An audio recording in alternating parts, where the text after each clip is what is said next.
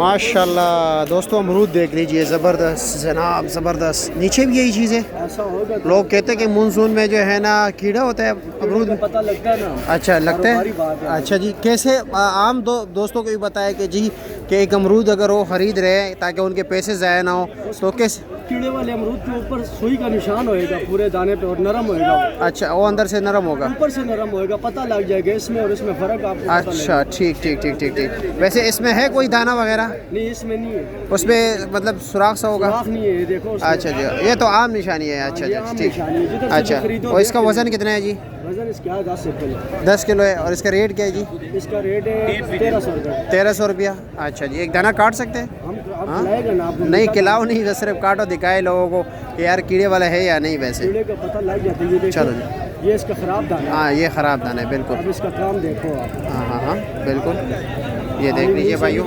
नहीं, best best. ये सब समझ की बात है। अच्छा जी। हाँ, ये दिमाग नहीं है, ये है। अच्छा जी, बस पता लग जाता है आम बंदे को। हाँ, आम तो बंदे को कारोबार, नहीं पता लगता। हाँ कारोबारी को कारोबारी लगता को पता लगता है। है। आम बंदे को मतलब मतलब। उसी बात आपको बताई है ना। जी, जी, यार, जी। बंदे को नहीं पता, रुपए हाथ में लेके घूम रहे होते हैं। अच्छा। कीड़ों वाले ले जाते हैं। अच्छा अच्छा अच्छा अच्छा। अगर इसका समझ- रेट क्या बताया आपने?